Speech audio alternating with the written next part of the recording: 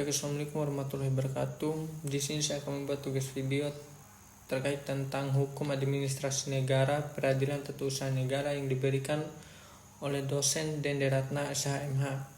Baik, perkenalkan, nama saya Wahyu Regal Putra dari Prodi Pendidikan Pancasila dan Kewarganegaraan, Fakultas Keguruan dan Ilmu Pendidikan.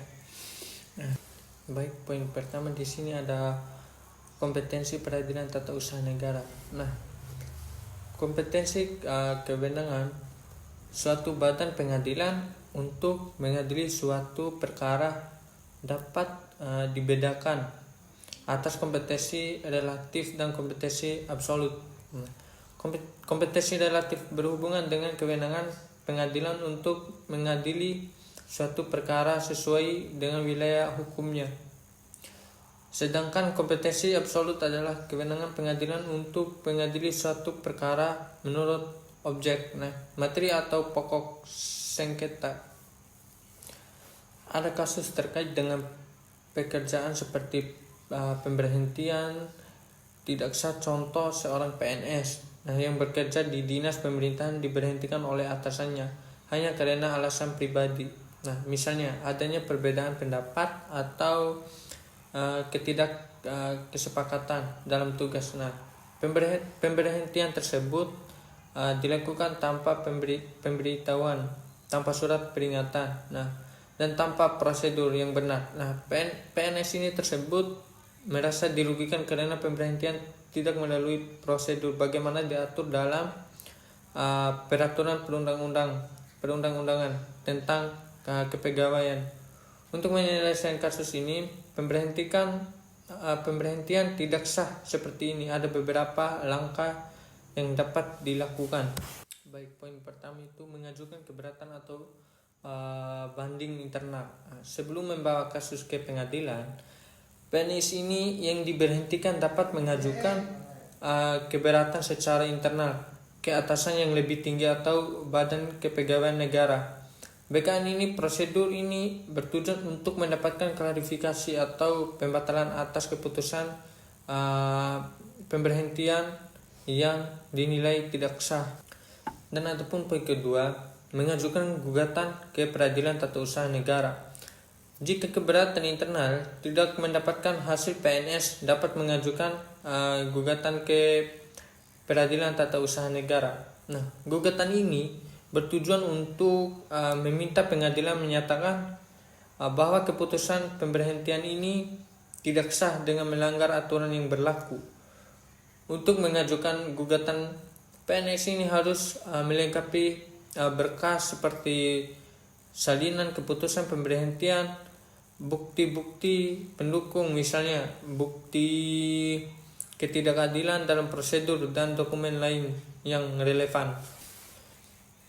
Poin ketiga itu mediasi atau penyelesaian alternatif. Dalam beberapa kasus PT UN ini mungkin menyarankan mediasi antara pihak yang bersengketa, terutama jika ada kemungkinan kompromi atau kesepakatan untuk membatalkan pemberhentian secara damai. Dan adapun poin keempat, putusan pengadilan. Jika kasus berlanjut ke persidangan, PT UN ini akan meninjau bukti-bukti dan argumen dari kedua belah pihak. Jika pengadilan memutuskan bahwa pemberhentian tersebut tidak sah, pengadilan dapat membatalkan keputusan pemberhentian dan memerintahkan pengadilan status PNS kepada penggugat. Putusan ini bersifat mengikat, dan jika pihak yang memberhentikan PNS tidak melaksanakan putusan, PNS ini yang bersangkutan dapat meminta bantuan hukum untuk menegakkan keputusan peradilan. Di sini juga ada poin kelima, mengajukan permohonan pemulihan hak. Jika gugatan dikabulkan PNS, yang bersangkutan dapat mengajukan permohonan pemulihan hak. Ini termasuk pengambilan jabatan gaji yang tertunda, tunjangan dan hak lainnya yang seharusnya diterima selama masa pemberhentian.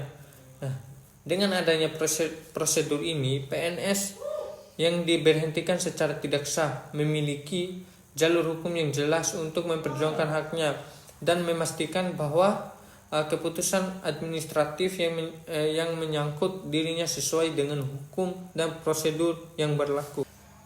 Baik, di sini juga ada kompetensi relatif. Nah, kompetensi relatif ini suatu badan pengadilan ditentukan oleh daerah hukum yang menjadi kewenangannya. Suatu badan pengadilan dinyatakan berwenang untuk memeriksa suatu sengketa apabila salah satu pihak sedang bersengketa, penggugat atau tergugat. Nah, berkediaman di salah satu daerah hukum yang menjadi wilayah hukum pengadilan itu. Pengaturan kompetensi relatif ini, peradilan tata usaha negara terdapat dalam pasal 6 dan pasal 54. Nah, pasal 6 Undang-Undang Nomor 5 Tahun 1986, Undang-Undang Nomor 9 ini tahun 2024 menyatakan yang pertama itu pengadilan tata usaha negara berkedudukan di ibu kota, kabupaten atau kota, dan daerah hukumnya meliputi wilayah kabupaten atau kota. Dan poin kedua, pengadilan ini tinggi tata usaha negara berkedudukan di ibu kota, provinsi, dan daerah hukumnya meliputi wilayah provinsi. Untuk saat sekarang PT UN ini masih terbatas sebanyak 26 dan pengadilan tinggi tata usaha negara.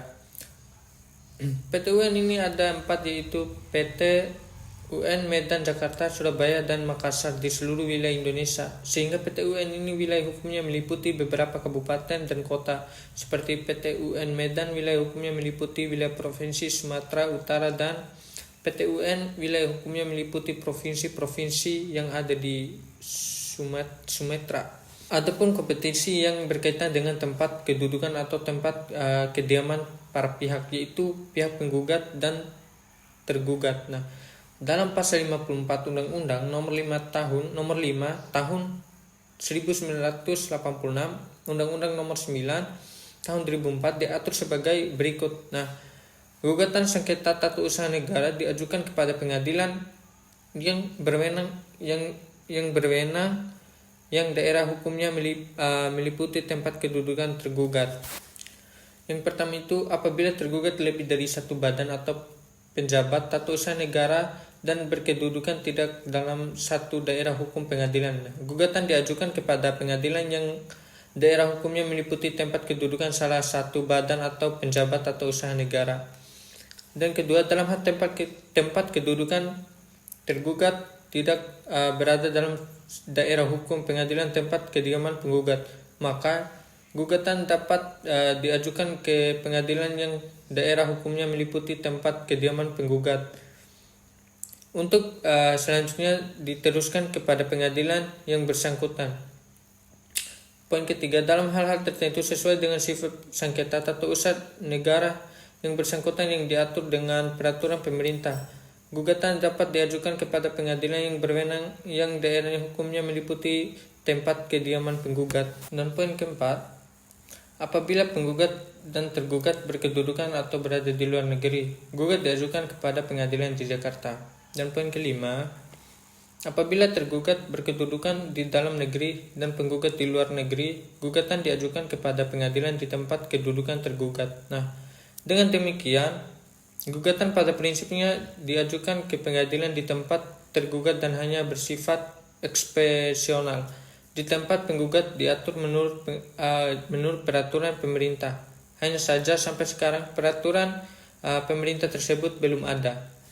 Dan di sini juga ada kompetensi absolut. Kompetensi absolut ini berkaitan dengan kewenangan peradilan tata usaha negara untuk mengadili suatu perkara untuk objek, materi, atau pokok sengketa. Ataupun yang menjadi objek sengketa ini, tata usaha negara adalah keputusan tata usaha negara sebagaimana diatur pasal 1 angka 3 Undang-Undang Nomor 5 Tahun 1986, Undang-Undang Nomor 9 Tahun 2004. Nah, kompetensi absolut ini PT UN adalah sengketa tata usaha negara yang timbul dalam bidang tata usaha negara antara orang atau badan hukum perdata dengan badan atau penjabat tata usaha negara. baik di pusat maupun di daerah sebagai akibat dikeluarkannya keputusan tata usaha negara termasuk sengketa pegawaian berdasarkan peraturan perundang-undangan yang berlaku pasal 1 angka 4 Undang-Undang Nomor 5 Tahun 1986, Undang-Undang Nomor 9 Tahun 2004. Di sini juga ada sifat putusan tata usaha negara. Keputusan tata usaha negara adalah suatu penetapan tertulis yang dikeluarkan oleh badan negara atau oleh penjabat tata usaha negara, pegawai negara yang menjabat fungsi negara tertentu. Nah, yang bersisi suatu tindakan hukum dari pejabat tata usaha negara yang berdasarkan peraturan perundang-undangan yang berlaku, sifat konkret, individual dan final yang menimbulkan akibat hukum, menimbulkan hak dan kewajiban kepada orang lain bersifat individual. Nah, peradilan administrasi negara adalah setiap bentuk penyelesaian daripada suatu perbuatan penjabat instansi administrasi negara yang dipersoalkan oleh warga masyarakat. Instansi ini masyarakat, perusahaan, yayasan, perhimpunan, dan sebagainya, atau sesama instansi pemerintah. Pada umumnya perbuatan yang dipersoalkan tersebut adalah perbuatan hukum atau tindakan hukum administrasi atau hukum administrasi. Putusan pengadilan tata usaha negara yang dapat dilakukan adalah keputusan yang telah mempunyai kekuatan hukum tetap, yaitu suatu putusan yang tak dapat diubah lagi melalui upaya hukum. Tidak semua orang dikenai putusan pengadilan yang mau melaksanakan dengan sukarela, sehingga kadang-kadang diperilaku upaya paksa.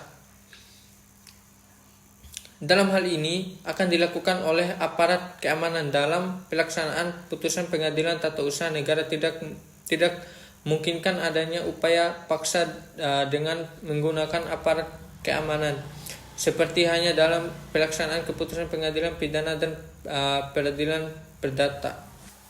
Nah, asas putusan bersifat erga omnes maksudnya adalah putusan pengadilan tata usaha negara mengikat pihak di luar yang bersengketa karena putusan hakim berada dalam ranah hukum publik atau mengikat umum. Selain itu, putusan pengadilan tata usaha negara mengikat sengketa yang mengandung persamaan yang timbul di masa mendatang. Nah, dalam hal ini presiden sebagai kepala pemerintahan bertanggung jawab dalam pembina pegawai negeri atau aparatur pemerintahan. Presiden sebagai kepala pemerintah yang tanggung jawab dalam pembinaan aparatur pemerintahan.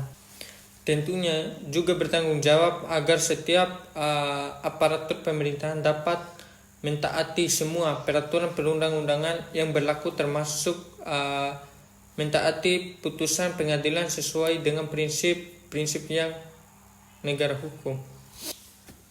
Jadi campur tangan presiden dalam pelaksanaan keputusan peradilan tata usaha negara memang diperlukan, mengingat pelaksanaannya tidaklah semudah pelaksanaan keputusan peradilan pidana ataupun peradilan perdata. Hal ini disebabkan karena yang menjadi tergugat dalam sengketa tata usaha negara salah satu negara selalu badan atau penjabat tata usaha negara. Mungkin itu saja tugas video dari saya terkait tentang hukum administrasi negara, peradilan tata usaha negara. Billahi taufiq wal hidayah. Wassalamualaikum warahmatullahi wabarakatuh.